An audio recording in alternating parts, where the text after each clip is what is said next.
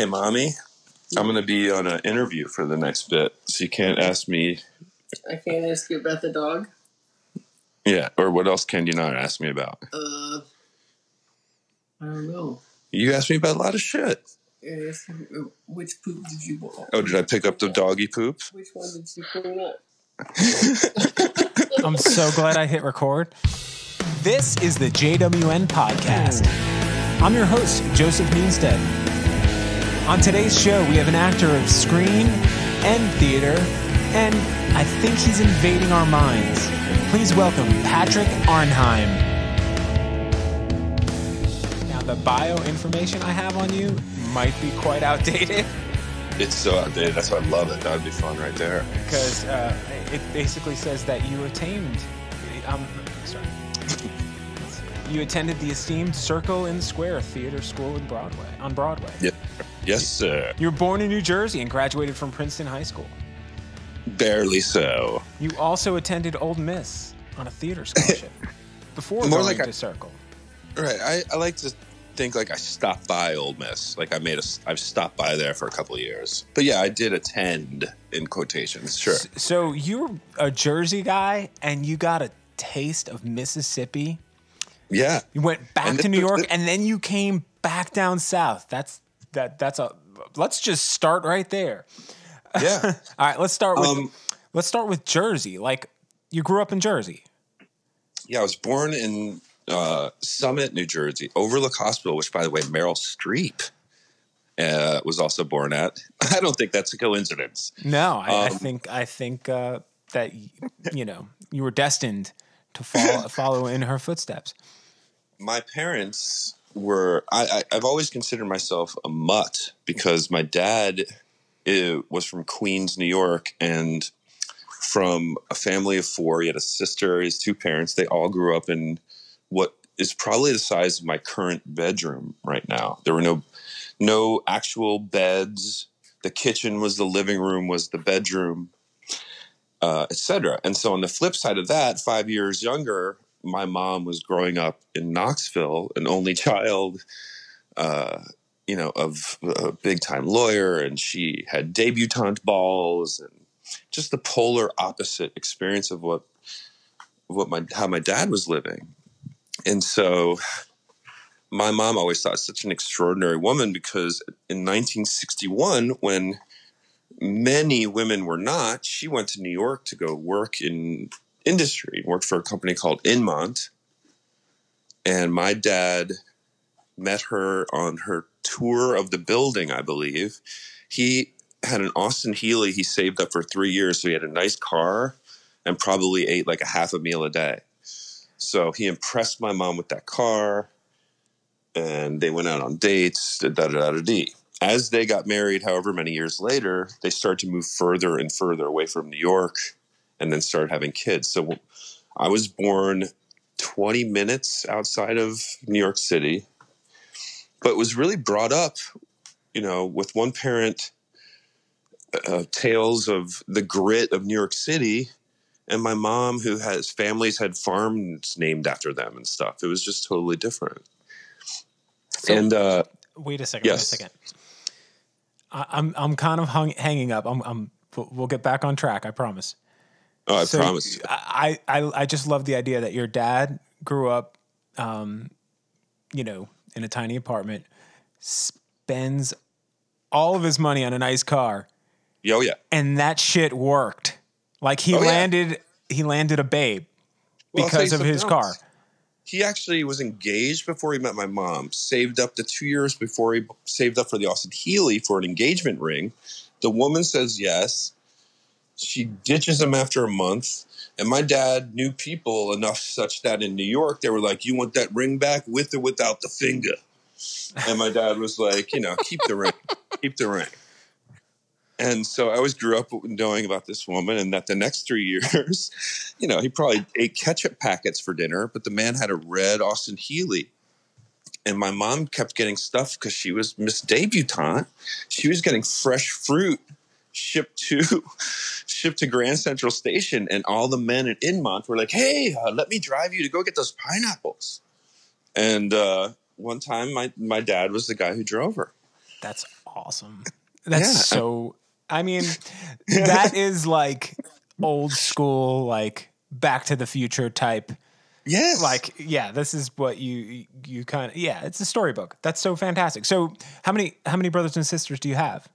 So I have two brothers. My oldest brother was born a woman, but is transgender man. Is married and has children, lives in Chicago. I have a younger brother who's an actuarial mathematician, and I have no idea what that means. Wow. And he lives in Indianapolis. So I'm the middle child. So I was always like, look at me, Mom. And I was tinkling in the snow. So, all right. So now you grew up in Jersey. You had this total like dichotomy of parental figures. Yeah. And obviously like you had, I love when you have siblings that are completely different in every aspect than you, because it's just, you know, it's the same two people who raised them and they came out like three completely different people. That's, You know, that's interesting. in fact, I learned much later on when I went to a real acting school where we really got down into a basement and dug into ourselves, for lack of a better way to put it. Much more interesting to the teachers than like where you're from or your parents was your siblings and where you were placed. You know, were you a middle child? Were you an only child? Were the youngest, etc. Had so much importance about what type of person you became.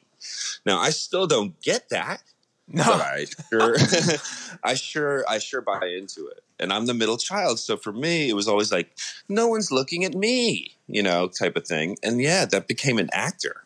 You know, put the camera on me, Doc. Well, one of the things, like in doing this podcast, I'm not just focusing on, but I am trying to kind of, because it's just an interest of mine, focus on creative people, because I do want to find out what that string is. It's not like, I don't think it's an attention-seeking thing. I just think that there's something in people who are creative that they want to connect with other people in a different way. You know what I'm saying? Yeah, in a creative way. It's a string of things. And for me, I was creative as a real little kid. Now, we didn't have iPads and all these things to distract you with your fingertips, which can be fantastic, I'm sure.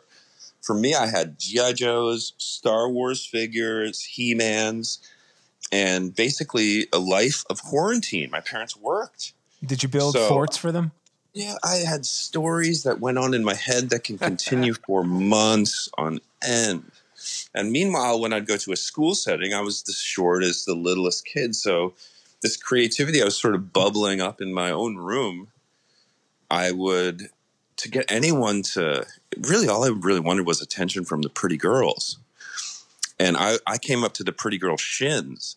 So I figured if I made the dudes laugh, then the girls would laugh, and then maybe I'd have a chance. But I think it stemmed from these stories that I would do all in my head, you know, even to the point where I was a decent student up until about fifth grade. And in those first few years, they would say, well, how about Patrick? Well, he's a very nice boy, but he stares out the window all class. Now, when I call on him in those early years, especially, I knew the answer because it's second through fifth freaking grade. But, you know, later on, I didn't know what the answer was because I was staring outside and daydreaming. Right. And so I always had a story in my head. Sometimes I'd run home after school to write down these war movies or whatever, but they all had love and, you know, just sort of all these things. And I didn't know where to flex that muscle around certain friends that, you know, we want to try to find their dad's dirty magazines. It was a totally different thing. There was nothing better, though, at that time. I think you were about close in age to me. You're probably a little bit younger, but... I'll be 45 in 1 Oh, my week. goodness. Okay, so, yeah, we're very close in age. And the when you're, like, in that preteen, just starting to get interested in girls era, coming across, like, a dumpster in someone's driveway, you're like, we're coming back here. at night. We're going to find the Playboy stash. Oh, yeah. Or No, I knew- behind a card store, a magazine store.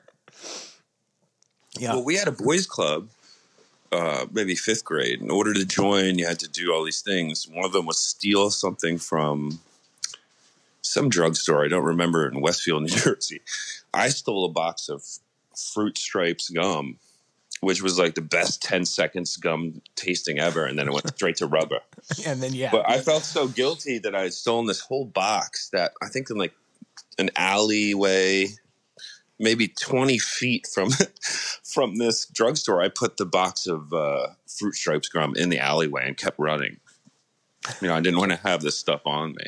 Yeah. And, you don't want that stain but the other on your kids conscience. One guy had to steal a penthouse, and, you know, the other kid had to, you know, drink Tabasco sauce, whatever it was. And then once we all joined the club, I remember we were like, what do we do now? You know, we had nothing to do. Yeah, but I remember a phase of growing up where it was constantly building forts in the back in the back of our friend's house. Like just behind the garage, we'd find scrap lumber and build these things. And it's like, yeah, once you built it, you're like, now what? Now I got to go home. It's dinner. Yeah, I was, you know, again, those are sort of these bad years. I started to get lost right around those creative years. I also was trying to make girls laugh at school. And so I got caught up in a crowd of kids that stole hood ornaments and, you know, joined that boys club. You can thank Mike D for that. I got arrested on April 3rd, 1986, which was Easter of 1986, was April 3rd, for vandalizing the school's windows. You know, so at 10 years old, my parents were like, "Where's Patrick?" at Easter dinner, and I was locked up. You know, so I really was different than my other siblings in so many ways. My poor parents. I wonder if that's just a time of growing up in the mid 80s up into the mid 90s, like that whole span of time. I just think might have been the last hurrah of the derelict suburban kid. Yeah, because you know we still had big wheels. Yeah. We still made dirt jumps for our bikes that ended in a glass pile. And, you know, now this just wouldn't happen anymore. Yeah, if it snowed and they bulldozed all this ice snow somewhere, you'd make this into a huge sled leap and everyone broke their coccyx. I mean, it was unbelievable. Dude, we used to sleigh ride down the storm drain in the local sewage sump. Yep. Yeah. Yep. And it kind of had a jump in the middle of it. So you might clear 30 feet of air and land on an ice pond that may or may not break underneath you. Yeah. I think we might have been that last generation of kids who didn't have internet, phones, the whole nine. Right. And so your parents couldn't find you. And it turns out, you know, a few years later, and we found out in high school when Nirvana came out, that we were Generation X, and we were the first generation that was going to make less than our parents. And I thought, I don't care, you know. And unfortunately, that apathy was what the whole generation felt. Now, I brought that sort of bad attitude with me, just to come back to acting, all the way through junior year of high school. I missed 80 of the 180 school days, or however many 180 some odd school days. Wow. And had to sign a contract with the vice principal saying I would attend certain percentage in my senior year. And I kind of laughed at him because, you know, he liked me in his own little weird way. I said, "You really want to see me for a 5th year, Mr. Snyder?" And he kind of giggled, but I signed it anyway. And I went out for Our Town senior year because they rehearsed after school. So that meant I had to stay all day. Yeah. And so I stayed all day and played Constable Warren. And maybe 3 rehearsals in, that's all I ever wanted to do for the rest of my life until we're speaking right this moment. So let me ask you a question. During that time when want to become an actor and you joined up, or was it just like something to do to kind of get through that year? I remember specifically. Now, I had, of course, because, and it wouldn't have been the case if I had just one or parents, because I had this weird mix. We sang in church choirs and we rode horseback and we played violins and pianos, sort of like they call these trophy kids now, and that they get a surface of a little bit of everything. Yeah. But once we did find something that interested us as kids, we would dig in. And for my brother, that was, horseback riding. Maybe for my older brother, it was violin. For me, I love these TV acting classes. Now, I used to, in my daydreaming, with, like I was talking about earlier about playing figures, one of those daydreamings, like writing stories, was drawing pictures. And I would sure enough draw like a movie poster, rated R, White Blossom with Patrick Arnheim. And it had to have nudity, I'm sure. And as did every movie in the 80s. Yes, I'm sure it had nudity. It had that N in TV Guide, which, by the way, that N was huge. But anyway, so I guess I had like sort of those daydreams as a younger kid. But seriously, as even in this small part as Constable Warren, and going to Princeton High School, where Blues Traveler and Spin Doctors had just come out of, and John Lithgow is an actor, and Christopher Reeve is from town, and you're sort of surrounded by all this stuff. I was like, oh yeah, this is what I want to do.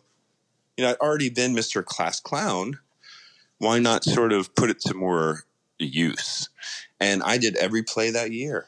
And by the end of the year, I was nominated. I didn't win because I shouldn't have won.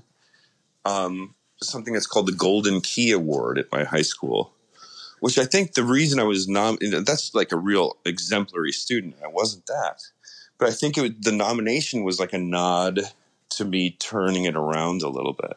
Yeah. So they basically said, if your schoolwork matched the dedication, or not even matched, was half the dedication you were giving towards the acting, you could have walked away with this award, but we want you to know that you were in the running.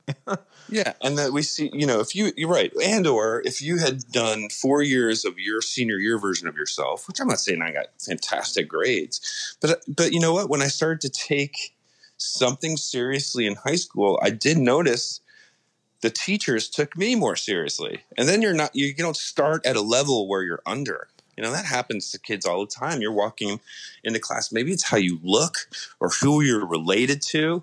And you're either a step above this next student next to you or a step behind. And that happened to me throughout my schooling. I'm sorry. Go ahead. No. I was just going to say, do you remember one specific person or Sure. that said something that made you like that validated what you didn't even know you thought? Like somebody said something to you and you were just like, yeah, exactly. That's exactly what I like. Yes, this gives me a reason to do this. Like you said, it was 80s, 90s. So you were allowed to be strangled by your teacher back then. Yes. Yes. In my junior year in high school, my French teacher, Mr. Ponsin, kicked me out of class for something. And in the little, I shouldn't say his name, in the little foyer, basically grabbed my shoulders in a very aggressive way. It was a fight with my French teacher. Now, I did theater. I had to drop out of that class and take it again the next year. After Mr. Ponsin had seen me in a musical called Kiss Me Kate, I walked into class. And mind you, I wasn't great at French, which was what the aim was in class. So Mr. Ponsin starts talking all this French, but I can hear my name in there. And so I say to this woman, Anne Stewart, like, Anne, what is he saying? I could hear my name, and it's all in French. And she said, he's saying you're a fantastic actor. And if anyone hasn't seen Patrick Arnheim and Kiss Me Kate, to rush to do it. And I thought, this French teacher's okay. And he was so nice to me the rest of the year. I ended up learning a little bit of French. I applied myself. And yeah, so I would see that. And on the flip side, maybe years before that, I'd walk into a class and Miss Holohan would say, oh, you're Boyd's brother.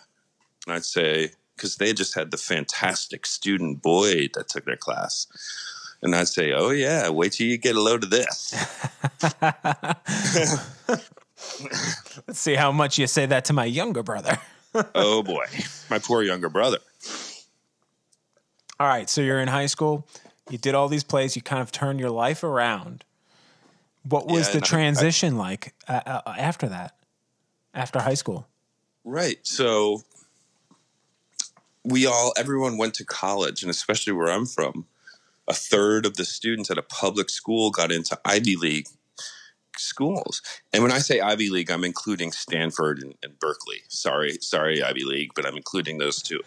So like a third of our students got into that. And so leading up to that, it's just sort of the way you went at Princeton High School. You went to college. Well, the one college I got in was Ole Miss because I had a pulse. And I was from New Jersey. I'm sure it's much more difficult now, University of Mississippi, if you're listening. But at the time, that's all I needed. I was a living man. And it was pre-internet. It was microfiche. So I had, they hadn't seen someone from New Jersey, and I had not seen them. But I visited the school the summer before because I had my mother's family. We went to a wedding, went to see Oxford. It's this beautiful oasis of a town. And, so much history, both incredibly negative and some great positive literature history. William Faulkner is from there. Currently Grisham's all over town. You'd see Michael Stipe walking through or Tracy Chapman walking through Oxford. And so it was a cool place to be. I just didn't do very well because all of my aim was theater. And then Western Civ, I would drop over the phone or something. And so I didn't do that well. In those summers between my 2 years at Ole Miss, I auditioned for New York schools with my aim being Circle in the Square. And I got in the Circle, and that was it. So, all right. So give us because I am not in the acting world, so I'm not familiar with Circle in the Square, but it does seem to be like a very prestigious school for acting.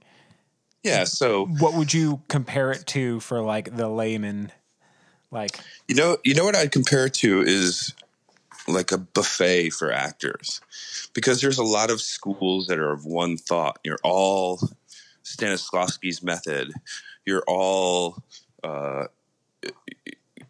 Stella Adler's technique. My teachers were working actors. I would say 60% of the teachers at Circle also taught at Juilliard. And so I was basically getting a conservatory education with Juilliard teachers. And so one teacher might be very much of what might be Stanislavski's method. And then the next teacher might say, don't ever use Stanislavski's method. And why I like that as an actor was at a buffet, you go up and you try deviled eggs and you try the this and the that. So when you go up for seconds, you know what you liked, but never for lack of trying everything. And so this was the one school that had that variety, had the, those teachers. And, sometimes at night, I had a teacher passed away about 5 years ago named Jacqueline Brooks. And so for the first couple months of Jackie Brooks's class, I was like, yeah, we're all going to breathe and sit up tall and then go into the work, whatever it was. That night I go home, I'm living in New York, and there's a James Caan movie, and James Caan is playing tennis with Jacqueline Brooks. Wow. And my goodness, my jaw dropped. And so from that day forth, anything Jacqueline Brooks said was gospel, because yeah, she's telling this and that and might tell you a funny Woody Allen story, but I just saw you play tennis last night with James Caan. and at that same time, by the way, which was such an eye-opener from coming from Ole Miss, on the stage, Circle in the Square is an active Broadway stage, was a 2-person play called Huey starring Al Pacino. So from Oxford, Mississippi, when my school day was over at Circle, I'd be walking up the stairs back to Broadway because we were in a basement, and Pacino would be walking down the stairs. Hey. And I thought, oh yeah, this is where I'm supposed to I'm in the be. right place. Yeah. My goodness. I'm in good company. Your beard hairs grow, twice the speed when you're that excited. I grew like a beard that year. It was just such an exciting time, surrounded by New York, which was still kind of scary, It hadn't quite turned at that I took time. lunch breaks at peep shows. I come back with sparkles on me. I remember in high school going to Broadway plays, and I went to a Catholic high school, and the teachers would basically walk, and you weren't allowed. You could only stare at the back of the person's head in front of you. Single file. because it's like peep show, peep show, peep show. It was definitely, even when Pirates of Penzance and then peep show. Yeah, it really like narrowed down, and I think once DVDs completely went dead, there's no more porn shops or like the whole area is fine. That was the last. You might have a couple of DVD shops. Giuliani. It's like Disney World. Yeah. Oh no. And then once they shut off traffic to Times Square, it was like, wait a second, what's going on here? And, you have to again, at the end of my high school years, growing up in Princeton, we were 1 hour of a train ride away from when New York was at the end of, but certainly really, really bad. Yeah. And so we tell our parents we're going to a Knicks game because the Madison Square Garden was on top of Penn Station. You take the train in, you walk up one flight, and you're in MSG. But we wouldn't go to the Knicks game. We'd pour out into 42nd Street. And we'd come back without our shoes and with bruises on our calves. And we'd be like, the game was great. It was really scary. And now, like, where we used to get beaten or lose our shoes is a Madame Tussauds. So go figure. Yeah. Look. Applebee's. Yeah, that used to be... Applebee's. It used to have a little stage with windows where you'd see a woman do unspeakable things with fruit. So yeah. Are you sure that's Applebee's, Mom? Yeah, Applebee's was a bee who knew how to use an apple. That's B. Arthur, actually. That's Apple B. Arthur's. Dude, Back that was in my another thing day. about working, waiting on tables in New York was funny. Because I saw every celebrity you could ever see. It's amazing how they can function, too, and truly not get that bothered in New York. No, and that was the thing. In New York, you're supposed to act like you've seen him. So only a couple times did I let it get to me. John Ritter got to me. I couldn't believe John Ritter had walked past me. One really let me down was Mark Gastineau. I was a huge Jets fan. I had the starting lineup figurine of Mark Gastineau, and sure enough, here he comes. Oh my gosh, it's Mark Gastineau. I can't wait to tell him what a legend he was to me. And so I stepped out and I was like, Mark Gastineau. He's like, excuse me. And I was like, whoa, I gotta get. Uh-oh, that's a dog barking. Is that cheese? Is a dog. That's not cheese. My mom has like a 38-year-old dog that if he smells my jean bottoms, he thinks it's time to eat something. I call him Trump Misha. His name's Misha, but I call him Trump Misha. Ah. We just went way off course. No, that's fine. I like it. All right. Well, let's see where we were talking about. You went to school. Did you start doing paid acting work while you were still in school, or did you? No, you weren't allowed to audition, just because the work was so heavy. And I get it now. At the time, we're like, just let us see if we can make it, teachers. We had such big egos. But they were probably afraid you'd drop out and stop paying them. You would have dropped out. There's no way that the two could have meshed with each other time-wise. But what was cool is the school, after this 2 years, set up a sort of a showcase for actors, 2 people scenes for agents. So I linked up with a scene partner who was arranging the order of the scenes, because I heard if you don't go in the first 10 scenes, the agents leave. They take your headshots, but they don't get to see you act. They've been there long enough, and now it's time for them to go. So I placed us number 3 with the help of my partner in order. So they'd see the first person, they'd see the second group, boom, we'd go. Like the number 3 hitter, right? Getting on base if no one else did for the cleanup. And I was getting phone calls. There's about a week after that where you still have school, And it's the first professional mix into the school. In other words, no one was talking to agents or anything, but that last week we were getting calls. And so you could tell that was the worst week of that schooling, by the way, because you'd walk down the hall, those stairs, and you could tell who was getting calls and who wasn't just by the look on their face. How high their chin was being held up. Yeah, because we were all one for these 2 years, getting to know each other all too intimately. And then we were either starting to get calls from people or not.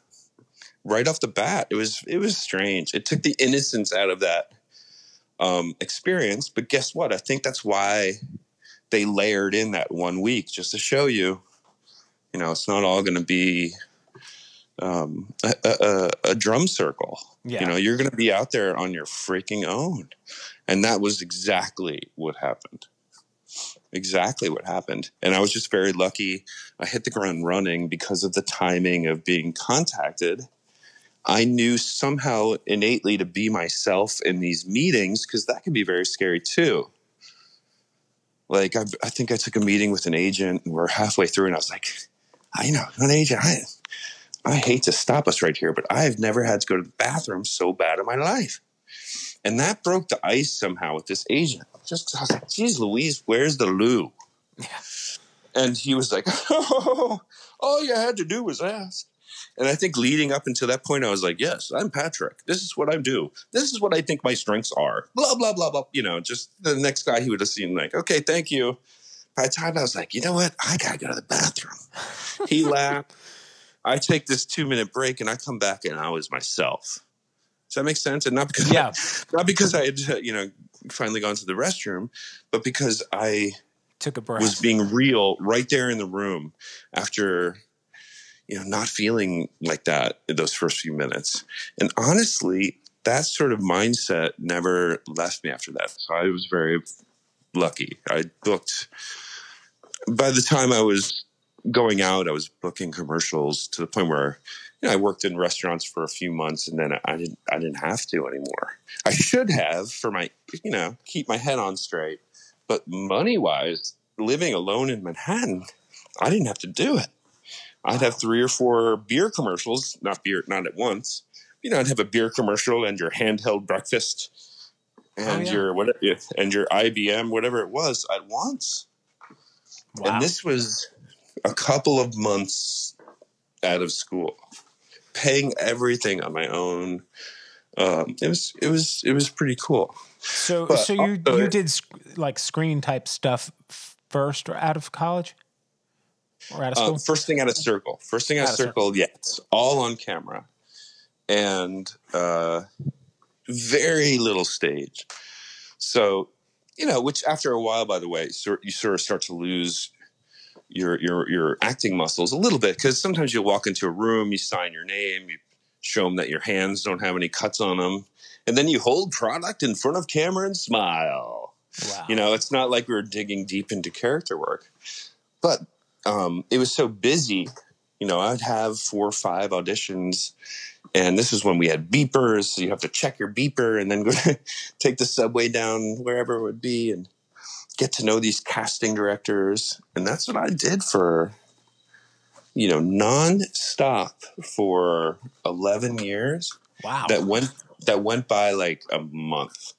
So I supported myself doing it for 11 years. I think I did somewhere near 40 national commercials. Wow. I was in just one film, but close to some films, and those experience, really close on some movies that could have, been the big break and stuff, and TV shows, pilots. I was in a pilot that got bought and turned into the movie Hancock. I was in an MTV pilot where one of the actors we didn't do the pilot for MTV because one of the actors got the movie Blair Witch 2. Oh. Which might be one of the worst movies ever produced. Now, she's had a cool career. She's been in Sopranos and all these sort of CSI shows. But sure enough, Blair Witch 2 cost me my face in a lunchbox. I'm just certain of it. But that was what the experience would sort of be. You know, and I was It feels like with that kind of acting work, like you cannot get excited for anything because it could be pulled out from underneath you, and it happens enough that you're just like, okay, what's next? Well, it's actually the flip side, and Really? that's a perfect point. I went to an audition that was for I'll never forget it. It was for a foreign language commercial for a VW. And you got to understand, some of these directors don't want to be there. It's great. It's a great payoff for them. Right. But they don't want to shoot a Latino VW commercial. They're trying to make films with Johnny Depp. So they're like, oh, God, oh, boy. All right. And I bring in the next guy.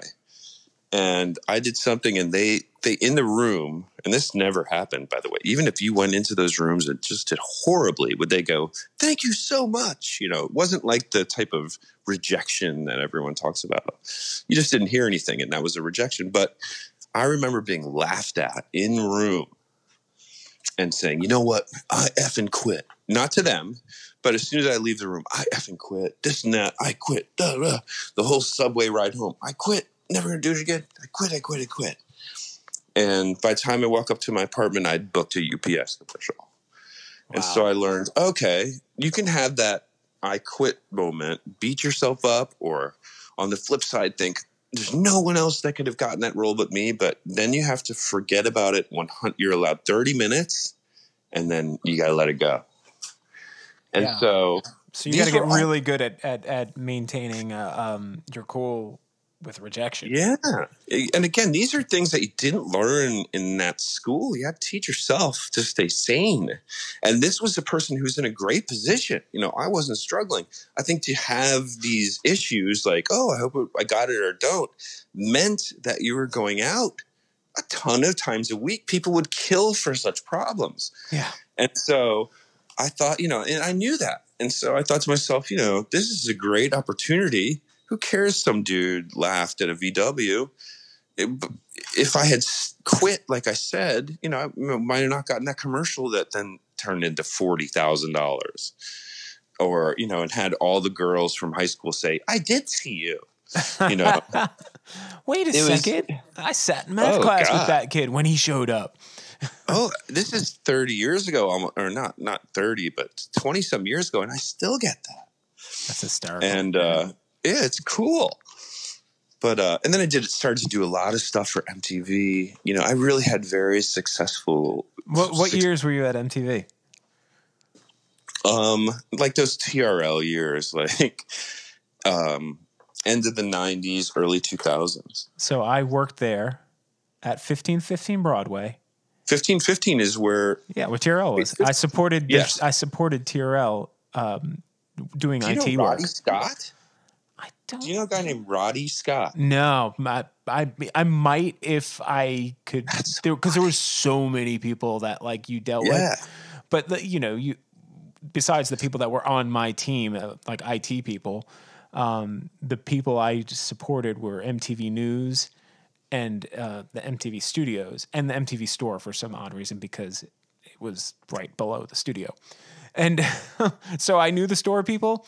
I knew a lot of the tech people that were in the studio. I knew like the makeup people. I would go down and hang out, you know, if I had a break, and just sit and talk to the makeup artist. And I when I tell you, like, there'd be A-list actors in there, and I wouldn't know who the hell they were. Oh yeah. We'd just be talking about whatever. And yeah, that kind of stuff. That's the kind of place it was, though. But what I remember is no one was ever wearing shoes. So like every office was open. There were posters everywhere. This guy would have been playing a video game, whatever. But everyone's shoes were kicked off, and they're walking around with socks, and their hair was 8 ways to Tuesday. We used to get weed delivered to the office. It was fantastic. There was a delivery service of weed to the office. Yeah, and this is in like 2002, maybe. Yeah. And you guys made like grilled cheese sandwich money. Like I know that Viacom paid horribly, but it was such an experience, such a launching pad for people too. It was an odd place. I definitely, luckily I was working in a support position. So I wasn't part of like the production people, because those people, I mean, they'd lose their job like 3 times a year. It was such an unstable place to work, but they get brought on like for the next project. It was just constantly, you'd see people coming and going, and you're like, okay, it's hard to get attached to anyone, but yeah. I was real lucky in that. And it's funny because the 2 people I had a real good connection with in MTV, one I went to high school with, his name was Roddy Scott. And then the other woman shared that name almost. Her name was Jen Roddy. And between the 2 of them, either choosing me to do packaging for the VMAs, and then that same director calling me back a couple years ago to do, like a commercial for whatever their newest MTV means this type of thing was. Well, meanwhile, my friend Roddy Scott would be casting me in. They weren't really commercials. They were promos for Osborne's and promos for all these goofy things. So, there were some days where I was on MTV, just for snippets, but, 4 or 5 times a day. And that isn't where I was making money. No, but that was just fun. I then got really lucky to get called in to start doing voice looping. And what that was post-production work on TV and film. So somehow I got called for something, and you go into these real fancy rooms and you finish off the sound for a TV show. So maybe I did a show called Ed or something. But if you do well enough, you get into the fraternity of these voice loopers. So did you go to Sound One in down right? Went to Sound One is exactly right. All the engineers in there were my friends that I grew up with. So what is that? I feel like that's 49th and Broadway. I might be wrong. It was like 2 or 3 blocks from and I lived 49th, 9th, and 10th. And in fact, Circle in the Square was another one of MTV's buildings up where JFK Jr. had his George magazine. For what the heck was that big? Oh, I know where that is. Yeah. That's where Circle is, in the basement of that building. Idea. It's so funny. I'm laughing because I'm sure at some point in that time period we had crossed paths, just even if we had just walked past each other, and you 100. probably worked with Brian Gallagher or Mikey Howells or somebody over at Sound One recording some they were the audio engineer, like just pressing record in the back, or doing, just running cables to get a microphone set up for you. Right. And even there, like some of those guys back there, I went to the gym at the Crown Plaza, which was right there in between MTV and everything. And I'd either be jogging next to Carson Daly, or when I'd go in for, by the way, strange dude. And he was a nice enough guy. Or he was about 8 feet tall. I had no idea.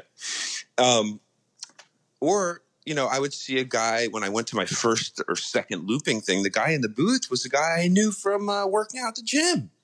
That's awesome. Hey, Billy, or whatever your name was. So it was kind of cool. And those types of things, almost like when I was saying, hey, Mr. Agent, I got to go to the bathroom, would break the ice. And then you could do your thing. So I did voiceover for The Aviator and School of Rock and Analyze This and Analyze That.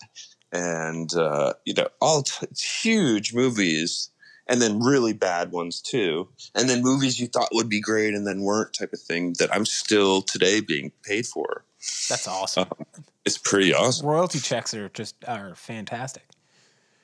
Yeah. I mean, the residuals get a little low when you get, to this level. Like I guess I did voiceover for Catherine Zeta-Jones movie called The Rebound. And I think 3 people have seen The Rebound. But about, once every 8 months, I get a 2-cent check. What? Yeah. And then something like The Aviator, The Aviator is 21 or 2 years old now, believe it or not. I'll get a nice fat Aviator check, So you never know. Right.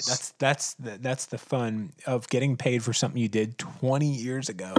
Yes. Even if it's 2 cents, you're just like, sweet. Yeah. No. It's barely worth the postage they send it on, which I find hilarious. Mm-hmm. But it speaks volumes for the union. They're still looking out for this dude who's long since living in South Carolina. His mom's telling him, pick up the dog poop. So let's talk about You're doing you're doing all of this awesome work. You're kind of living your dream. You're picking up all of these gigs in New York, and somehow you ended up in Charleston, South Carolina. So I'd like to know what that transition was like. How did you? Because I know for a fact that kind of work just kind of quickly, slowly but quickly disappeared. In other words, those studios started closing down. And, you know, places like Atlanta and, you know, started picking up a lot of the East Coast work because it was so much cheaper and whatnot. And so I imagine like a lot of that kind of work just moved all over the place as technology allowed people to do stuff out of their bedroom, kind of like I'm doing right now. Well, yeah, you're absolutely right. But and not to mention, like, right, the amount of work in New York was dwindling because it was so expensive. Now, if you think this is before streaming services, they were still trying to do web series, you know, and which I was in a couple of real successful web series, but you might as well. They were there for zero money, but eventually the way would go to Netflix. So who's to say right now that you couldn't get 50 series living in New York again? But you're right. At the time, you know, there was like one bad Dan Aykroyd show that shot in town. Yeah. And MTV and the Law and Orders, you know, anything over at Silver Cup. And then that was it. Yeah. And it wasn't that it was drying up as much as the process is torturous. And so for all the times that I had to, you know, tell myself, oh, this is the new rule, or that, like I was saying earlier, rejection wasn't in your face. It was more just the silence after the fact would eventually get to you. Yeah. And so I felt a little bit like broken at 29. I moved back to Princeton. That move alone allowed me some sort of ease. I was still auditioning because I was still being called for a lot, even though things were dwindling. And that's when I booked my best Law and Order. That's when I booked my best film. I was living 100% out of the city. So it was a matter of me like tearing the Band-Aid. I think that would still be happening now if I was in Princeton. And it became a thing for me, like if I did get an audition, and some of them were fantastic and turned into great things when I was living away from the city, had decided to move out away from this sort of torturous place, that it was a 4-hour round trip plus getting in and out of the building just to say, hey, I'm still late. Yeah. And at some point I figured that's not worth it to me. And so I moved down to Charleston. My parents had bought in the late 90s, a historical landmark building that had been abandoned. And they did research on this old church, the Plymouth Congregational Church on Pitt Street, and brought it back. So this would be wait. Did it burn down on them? No. Okay. No. I had this weird freak out moment because years ago, I remember helping out this family that had owned a church on Pitt Street that burned down. Jeez. And I was trying to help them, salvage any of their memories off of their computers. And I was just like, what? When you said they had a church on Pitt Street, I was like, no way. Oh, no. Your story is... This is a two-parter. On the next JWN on the podcast. Next Patrick, the church had burned. I stood over the rubble. I moved down here. My parents had built this church into a home, and my dad wasn't in the best of health, and I'd been visiting here for years and during holidays and stuff like that. So I was familiar with the city, and my youngest brother went to college here. At one point, I was so sick of living back in Princeton, but going into New York for auditions, and yet working in a gym as a personal trainer, which was fantastic. And it was all too much. And I moved down here to be around my parents, which I'm glad I did. My dad lived just about another year or two after that. And so now I'm here in Charleston. I personal trained, which was something I had learned in Princeton and New York. That turned into my love for yoga here, did my 200-hour training. I found my theater companies in town, which was quite a lot of shopping, if you will. Oh, yeah. Until I found the place that I loved. And so here, without a lot of money in your pocket for doing so, after a year was I surrounded with my family and in a bigger place and, on the ocean. And I could have a big dog, which you can't really have in New York and New Jersey in these small settings. And was teaching yoga, and I've done 18 plays since I've moved here. It's been a fantastic experience. But it is not the livelihood that it once was. And so there's the rub, Right. Yeah. So you slowed down immensely, which it sounds like you kind of needed or were looking for. Absolutely. But now you're in a situation where, although you might end up you might be in the right place at the right time. I don't know what your outlook looks like, but we've got Danny McBride's production company down here. They've already filmed 2 HBO shows here. They have been doing movies and things here, and you've got Atlanta, only a few hours away. Yeah, I've actually made an Atlanta connection since this quarantine, with the interest of going out for a pilot season. I actually did a play at the Threshold Rep. I did Elephant Man, where I was approached to be a series regular just from someone seeing that performance in a show that's shot here for the Audience Network called Mr. Mercedes. I ended up not getting that part. But I am planning on being more active in pursuing the type of filming that they're doing down here. And again, part of it was getting some of those experiences out of my system. And then part of it's some sort of the Southern laziness, I think, of moving down to Charleston. Like, I'll do it tomorrow. Yeah, it's such a nice day. It's such a nice day. It's hard to hustle here when you compare it to the hustle up there. Well, yeah. I think this has been a true test for creativity, though. If you're to take a role here, the stakes are so different. They're not going to be your rent. So why do you take on a role in Charleston if you're stand to make, if any money, almost ridiculously small amounts? You better have a passion for it. You better have fun. You better work hard. This is the true test. Why, what was I didn't think about making money when I was doing Our Town or Kiss Me Kate in high school. I loved being up there and the experience.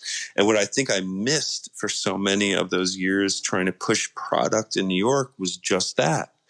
So I've never felt more creative. And yeah, I think it's a great time since the playing field is leveled, there is so much streaming.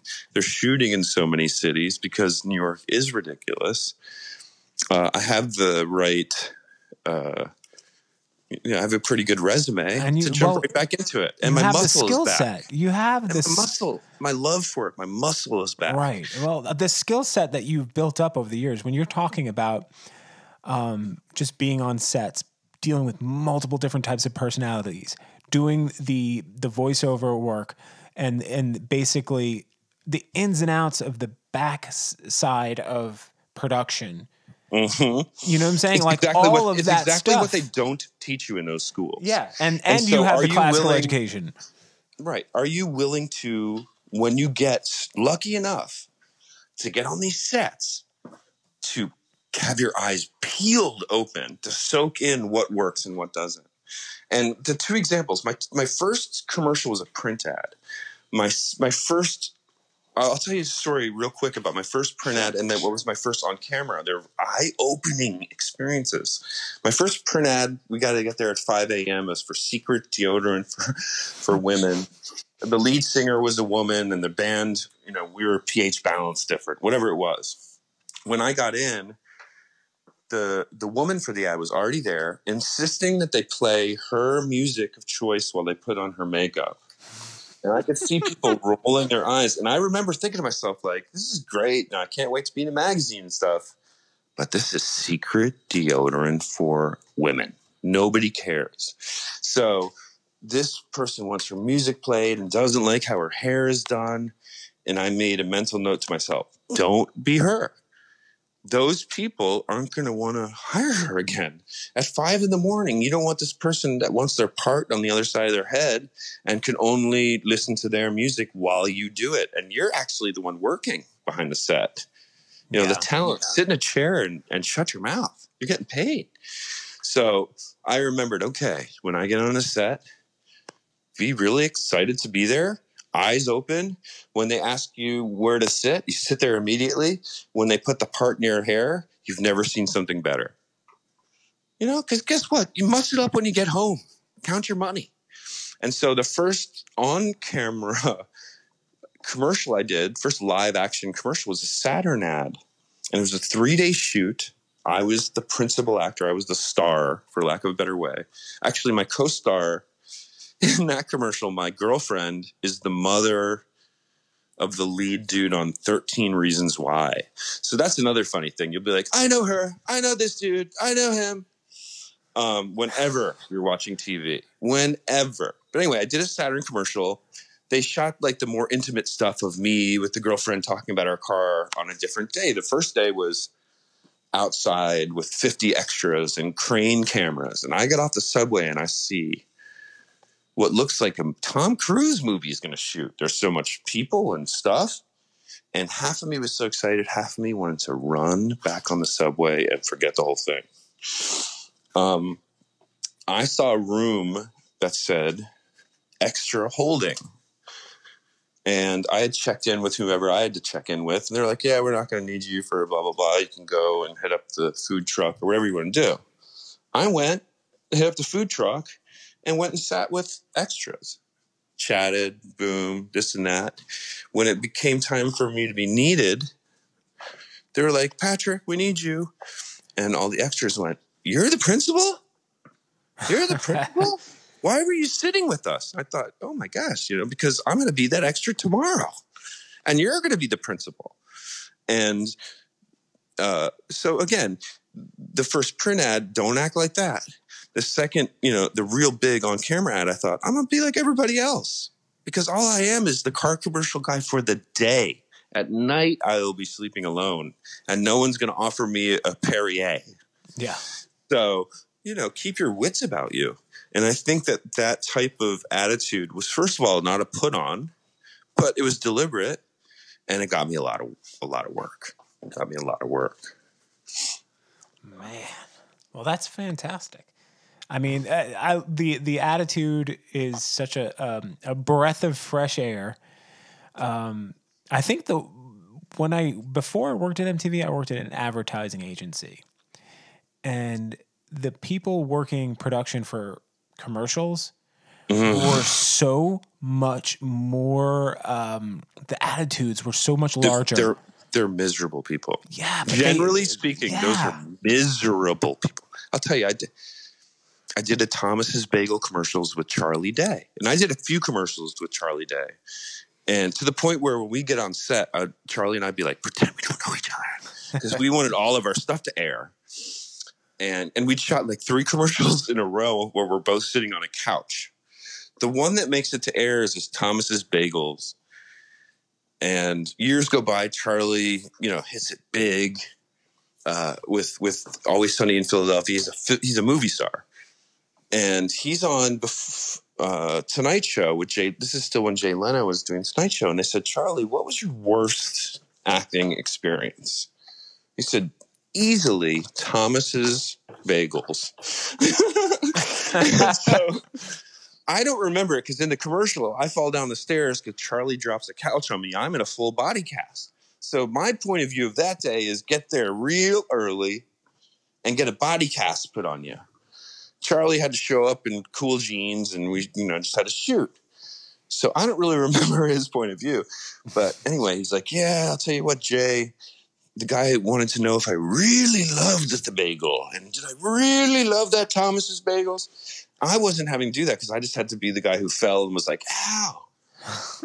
And meanwhile, I do remember that director, what there would be was the client themselves. So whoever the Thomas people would be sitting in another room around a TV set that was showing what we were doing while we were shooting. And I'm telling you, they were sitting in a circle of 6. And they all had an opinion. I think Thomas's Bagels looks better at one more turn to the right. I think Thomas's Bagels looks better with one more nook and Can one we give more it a crab. Rembrandt lighting? Yes. So the director would run in, and before he'd give us a note like, okay, we're going to shoot this, he'd say something like, I can't put this to those freaking Thomas's Bagels people. I'm going to quit as soon as this is over. Okay, guys, so we're going to do a shot. Blah, blah, blah, blah, blah. And I knew, God, the stress that this director was dealing with the client. Oh, there's that Trump. Oh, that dog is straight Trump. Dog, you are straight Trump. I'm glad I have headphones on because if my dogs heard that, they would return. So you'd hear a stereo echo of that. Yeah. We made the mistake of saving his life. And now he's all vibrant and wants to eat at all hours. Sounds like a good dog. Oh, he's horrible. He's horrible. Oh, I guess you didn't call him Trump out of love. His name's Misha. Sometimes I call him Kim Jong Mish. But yeah. But I'll tell you one thing about and it's sort of jumping around. That's all right.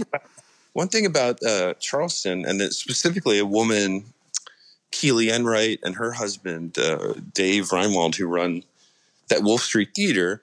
I which love is that place. Village Rep. Like, that's just a place that she's let me come in and say, hey, Keely, what if we did this play? So for all, like, the cool things that were happening to me in New York, if I had a dream to play such and such role, I sort of had to put it in my back pocket because I was really, there wasn't a lot of room or time to do those things. And as the years went by, I was losing contact with the people I could do it with. People weren't surviving the acting pursuit at all. Right. Down here, it's probably not as long-term for a lot of people. Oh, it was sad. It was sad almost. And it was sort of like, not like, hey, what happened to Larry? It would be more like 2 years went by and I haven't seen Larry in 2 years. Well, that's how it went.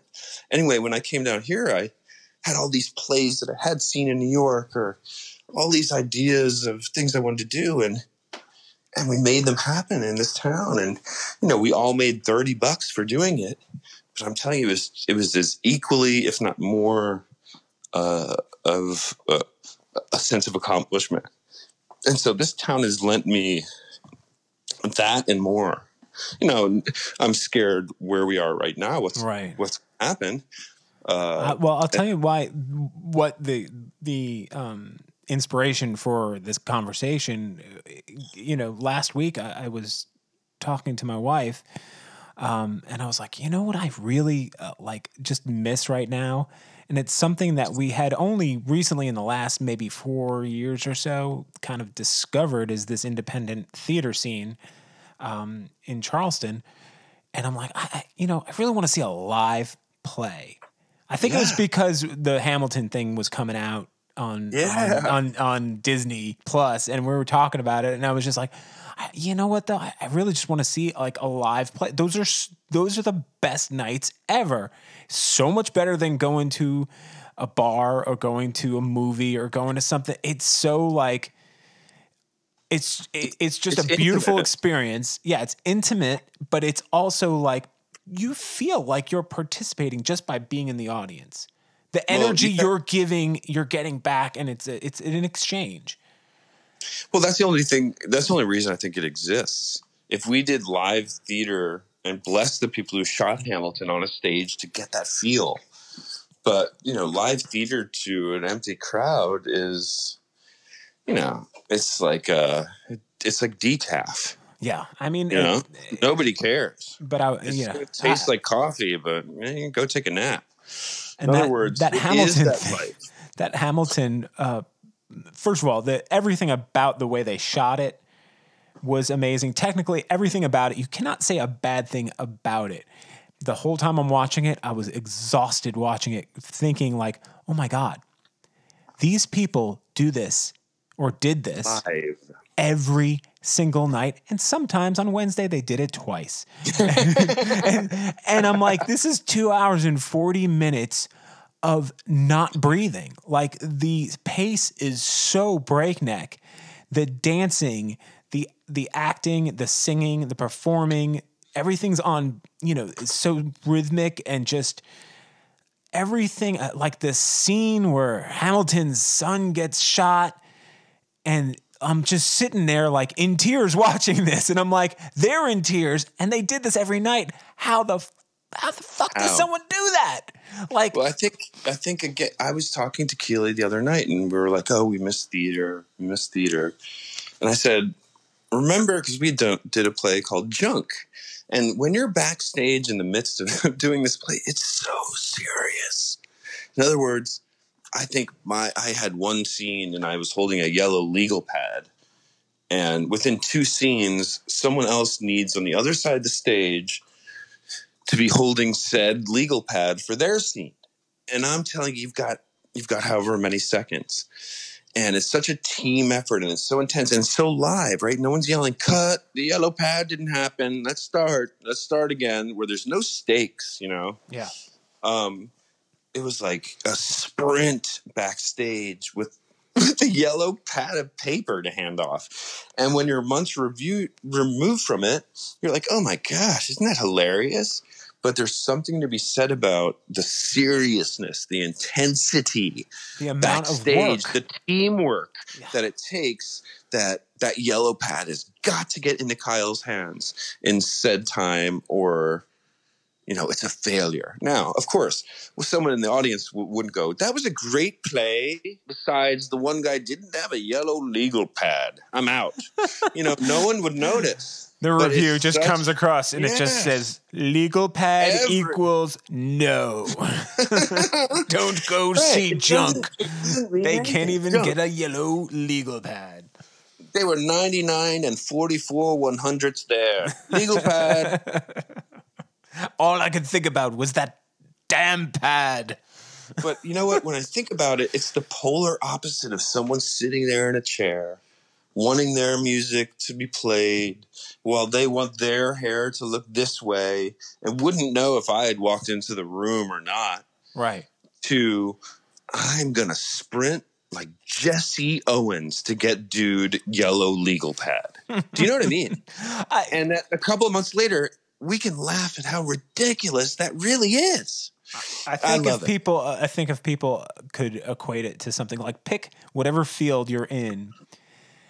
And, if you're a runner and you're training for this marathon, now you might spend 12 weeks getting yourself ready to run this marathon, and you run the marathon, and then the next day you do it again.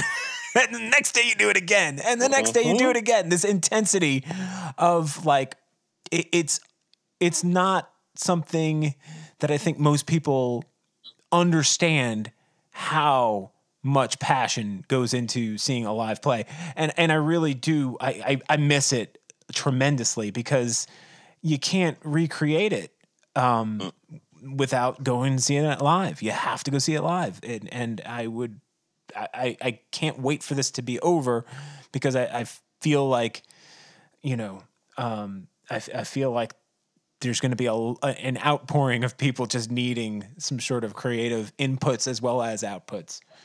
Yeah, I think it's so interesting how much we've all, definitely myself included, have leaned on the arts during this quarantine. Oh my goodness! Can you imagine? I know Netflix like it's my bedroom. I know every corner of the Netflix. I finished the Netflix. Found the bottom.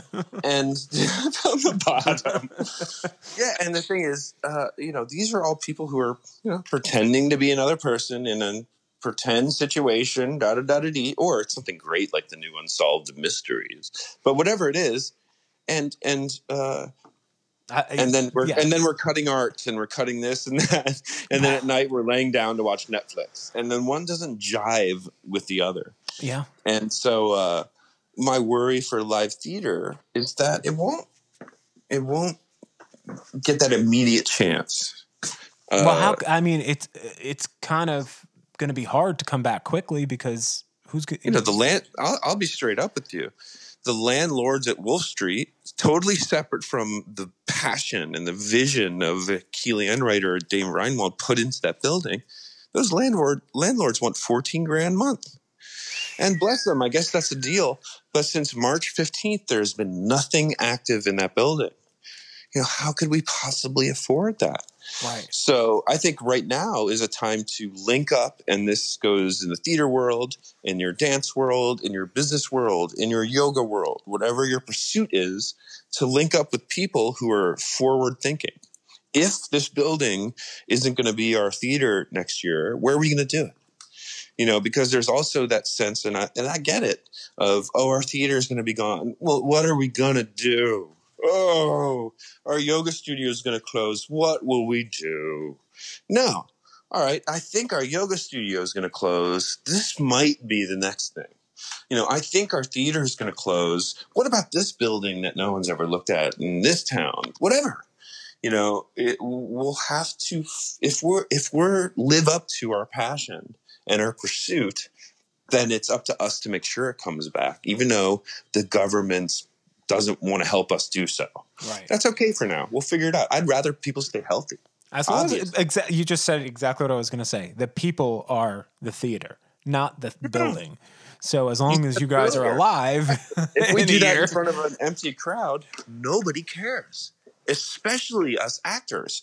You're 100% right. It is a give from both audience and performer. If we're getting like that, you have no idea what it's like to go backstage. I'm sure maybe you do, actually. You've been a part of so many rock shows, and intimately so. But when you go backstage and like, they got scene 3. Did you hear them? That one lady wouldn't stop laughing. We're on our tiptoes of excitement. We can't wait. We're going to do either really fast or more likely a really great performance that night. And so, you guys almost have that dial at your seat to say, do we want to see medium, average? Do we want to see it dialed up, Oh, and it's a similar experience for musicians, 100%. Because sometimes you're playing and you show up in the crowd, you don't know what's happened, but like there's just no energy there. And sometimes you can't match it or it doesn't work. Those are just off nights. And that could happen, I imagine, in theater. Oh gosh! And they're called Sunday audiences. We're like, oh god, why did we do a matinee? Yeah, that's a tough one. All right, so let's. What's funny is I have this list of questions, and like 99% of them you answered before I could ask them, which is amazing. Do you want to do a quick style, like? I've got a couple. I've got a couple that we can do quickly.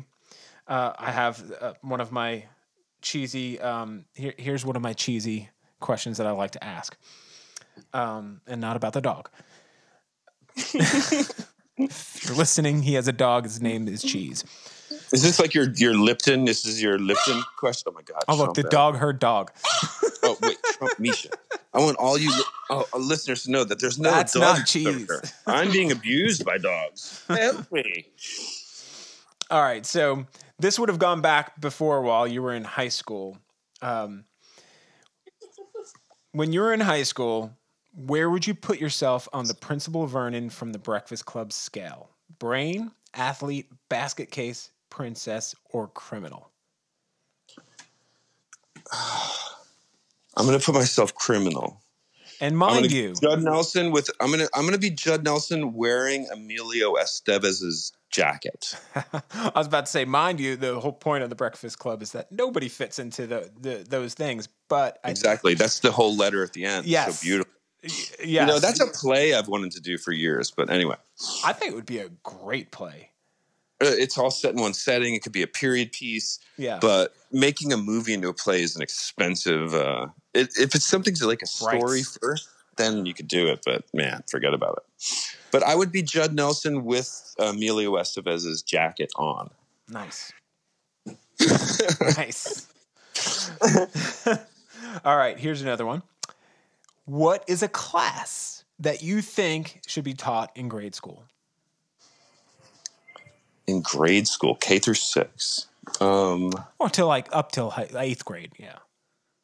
Before high school. You could even throw in high school if you want. Okay. The American education is missing this class, and you're going to fix it. I think, I'll be general, and I'll say a specialty class. In other words, where do you show your interest? Where do you show your aptitude?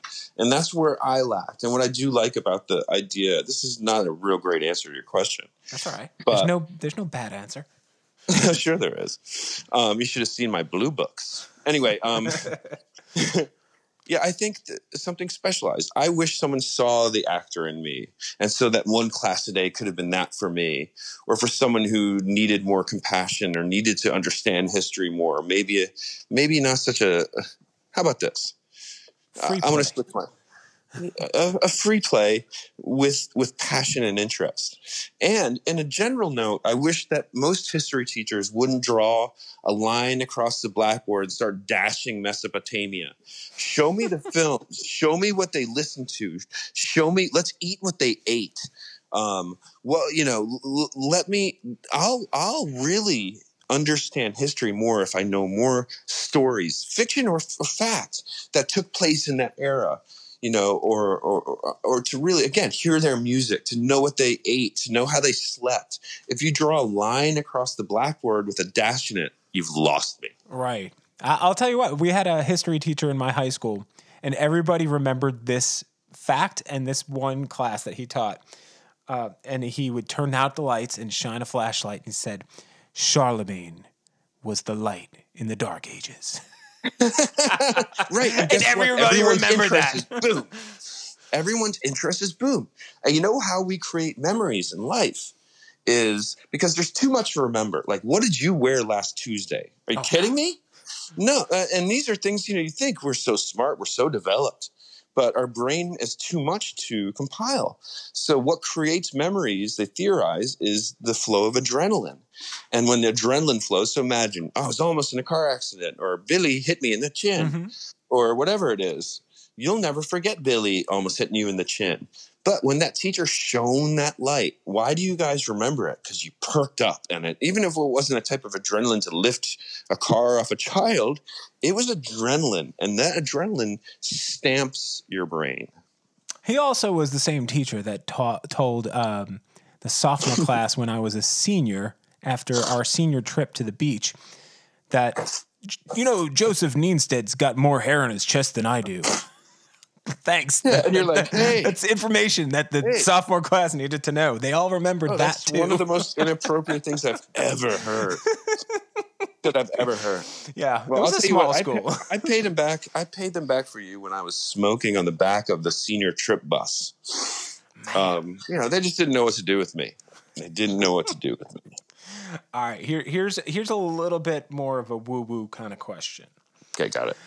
What is one thing you've learned from your journey that you think would bring happiness to people who may not do what you're doing or have done what you've done? Wow, that's a great question. I think if you're going to pour yourself into something, there has to be interest, passion, hard work, in order for whatever said thing you pour yourself into is. From my experience, I jumped in and I had such blinders. Some other things suffered, but never for lack of going after whatever I decided to go after with 100% passion and pursuit. And I think that goes for everything you could do in life. For me right now, it's making sure my tomato plants are doing okay. Does it have that same energy? No, but it has that same focus, interests, hard work. And when those things mix together, good stuff happens. Dude, I couldn't agree more. All right, here's another somewhat woo question. Do you have something you used to believe but no longer do? Yes. That there's a good heart in everybody. I don't believe that anymore. I mean, I That everyone I know what you're deserves saying. You don't even have to say that. It's very scary to look around and see how I've many learned a people lot. are. This has been the greatest SAT test of all time. Can you not be a racist? I can raise my hand and say, "Yep, I cannot be a racist." Teach.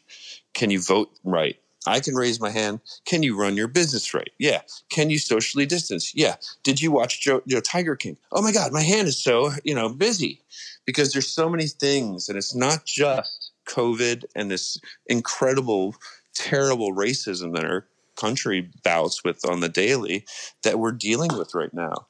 Is your neighbor the type that wears a mask when they walk by their neighbor that they know is elderly, or do they not really care?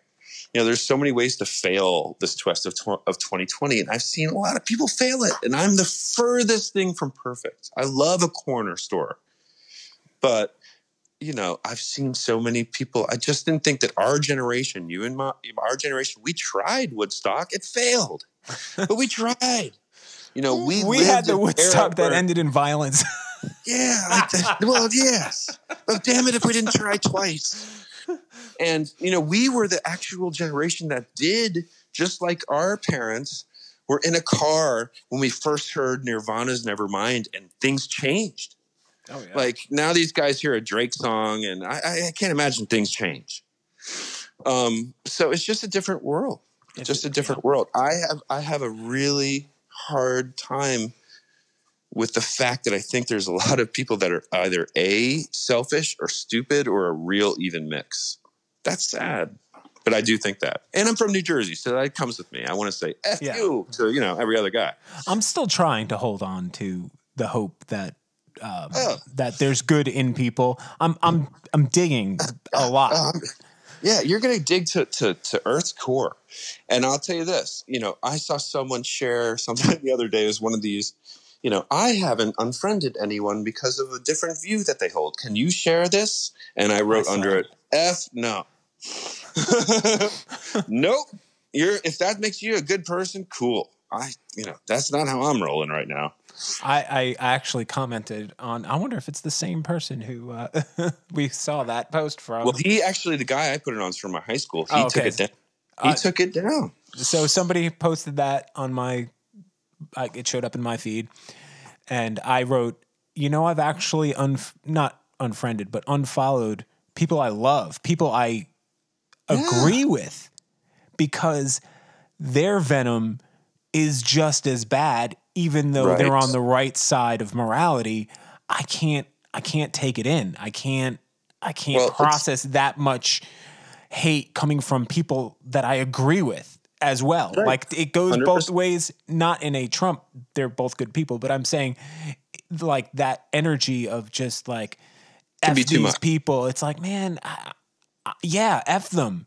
Yeah, they suck, but you're not going to change them. Every day becomes your thing. You can't punch someone in the face and accept them to change their mind. No. Yeah. And I remember, one of my siblings got very anti-religious, to the point where there was all these postings that were anti-religious, and to the point where I was like, man, that almost seems like a religion. Mm-hmm. Oh, right? Yeah. You're posting so much stuff that's anti-religion. It's a religion. So, don't go so far, stand your ground. And I don't mean that in a stupid ass gun way, but because I'm from New Jersey, we don't F around like this, but also you're right. Don't go so much where it becomes a thing. The tribes become the problem. The team sport of picking a side, and you're all in no matter what. Yeah. And your actions will always speak louder than your words. Do you have to prove something to someone? Fine. I noticed, and not to tout myself, but at all, I'm 2 weeks before George Floyd incident, I was posting on my wall, there's a lot of white person lawn parties out here. And we're 2 blocks from a black neighborhood who can't have the same lawn party. Yeah. I'd be, and we should be, pissed. And then George Floyd 2 weeks later, I could feel it down here. This town has a lot of rich history. And you can go into some areas of the city where the bricks have been maintained such that you could see fingerprints in the bricks. And those are the fingerprints of Black men, women, children that were building bricks to build a wall to oppress themselves. Yeah. This is a history you can learn a lot, you know. And so that's what I would say. If you're whatever your passion is, and if it is learning history, or if it is the theater arts, or if you love growing eggplants, dive in. Don't toe the water. Dive in deep. Excellent. All right, we're almost done with the question, the quick questions. This one's a little bit easier, I hope. Well, you know what I'm saying? This one is I'm a wordy dude. No, I love it. It's great because you're obviously, and you know what I'm saying? Like, you're an active participant in this, and it makes it so much more fun. So, do you have a book, movie, song, food, work of art, play, whatever it is that should be required for everyone to consume right now? Just one. I'm not going to name I wouldn't name a book. I think people who are right now, you know, for instance, trying to read book on racism, they're 3 years too late. And I commend them for starting now. That's cool. But again, you are who you are, and you have been who you have been. So I think everyone should. What's a movie? You know what?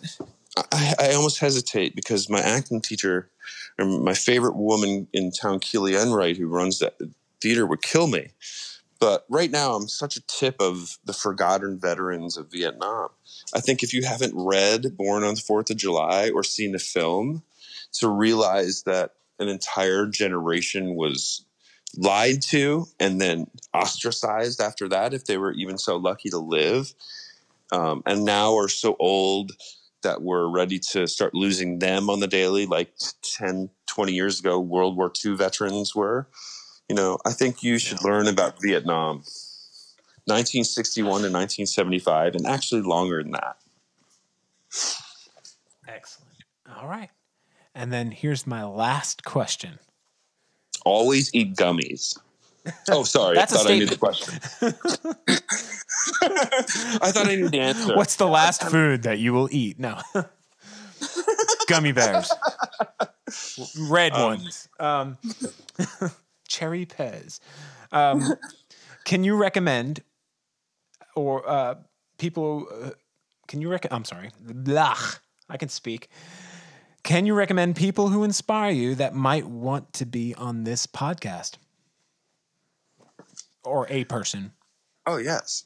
I've said her name all too often. I like it. I was going to tell you the song should have been Smells Like Teen Spirit because you alluded to Nirvana many times. But I've also talked a lot about a woman, Keely Enright, and what she's done in this town. You know, what I think is so great, again, there's a lot of theater companies, and a lot of them have people that, you know, pick the plays and then build the sets. But Keely Enright picks the plays, builds a set, directs them, puts them up. There's no one more passionate in town. No one that has a more interesting Los Angeles television history than my favorite human, Keely Enright. That's awesome. Well, thank you, Patrick. I think that's a great way to end this. I probably could go on for 2 more hours, but at a certain point, we have to save some for the next time. And Trump Misha would bark. It'd be terrible. I can't wait till you've got a work of art coming up, and I could say, "Hey, Patrick, you want to come on here and talk about it? Maybe we can do it in person instead of over the phone, and maybe you can bring in someone that you're working with, and we can have a whole conversation." You know, real quick, I'll tell you, we're doing stuff right now. We're forward thinking. We want to do stuff in LA. We're doing stuff with name actors in LA. We're going to make this level playing field even more level. And wherever it's going to show, I have no idea. But we're after some good stuff right now, I will tell you. You know, I just watched Homecoming. I skipped on it when it first came out because I just wasn't in the right mindset. And I'm a huge Sam Esmail fan because Mr. Robot was like my favorite show. And It's the one with Julia Roberts it's on Amazon Prime. I guess season 2, because I'm just now seeing it. Season 2 just came out this year. Right. Because I've seen a lot of advertising for it. Yeah. So season 1 I hadn't watched, and I thought about it because I heard a podcast with Janelle Monáe talking about Homecoming, and I was like, I should probably give that show a watch. And I watched the first season, and it was fantastic. And then I started, as you might do if you like something, you start looking up on, reading up on it and figuring out what was this all about. And it was based on a podcast. It was a podcast that was acted out and a story told in the podcast format, and then it was adapted to screen. And I'm like, that might be something, in this time you can go back to an audio serialized thing, and the production costs are literally like your laptop and a microphone. Yeah, and paying you well. Well, you know what I'm saying? I was in a web series called Casters. You can actually see me in episode 6 of Casters on Amazon Prime. And it was based solely on these 2 podcasters. New York Times named it the quintessential web series. We didn't make $5, but what was cool about that series was they were all the podcast that would take place in the series was an actual podcast that would then get released. And all these, I just think it's such a great format. I'm so into it. And I've definitely learned more through my telephone than I ever did in college. And that excludes my acting school years. Because if I do find an interest in something, I love to dig deep into it. And this allows you to do that. It's kind of like having school in your pocket, but no bell and no teachy. Oh yeah, and you can pause. You can go do what you need to do. You don't have to raise your hand to go to the bathroom. Yeah, yeah. Although that got me, I think raising my hand in the bathroom with the agent made me hundreds of thousands of dollars. That's very true. That probably was the seed that maybe turned you into a really incredible yoga teacher, because that learning how to take a moment and breathe, that being in the moment, that whole philosophy, you lived it. It proved itself to you. Yes. And I think that's true. If someone, if we're all in child's pose, but someone, belches, if you're not to say, hey there, nice one, or something like that, that's not being me. Now, do I think every teacher should say, hey there, nice belch? No. But if you want to take my class and if I'm going to be 100% me, I'm going to notice that belch. And that's part of my yoga class. So I'm not for everybody. Don't fart in Patrick's yoga class. He will let everyone know in case someone in the back missed it. No, I'll just say, hey, I think a duck signed up. You know what I mean? I'm not. Anyway, I love you. You're such an incredible artist yourself, and you've one of the coolest attitudes I've ever run into. So this was such a pleasure for me. I was so excited to I was like, I should ask Patrick. And then when you said yes to doing this, I was like, this is going to be an awesome conversation. I hope it was, man. I hope. Because every time I see you, I wish I had time to actually get to know you even more. So this has been fantastic for me. If I'm the only one that ever gets to hear this, it was worth it to me. But hopefully lots of people will get to hear it. And, yeah, and then in a short time, short in relative terms, not in 2020 terms, we hopefully can do this again in person.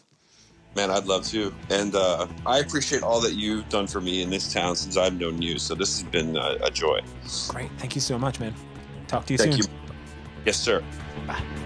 Bye.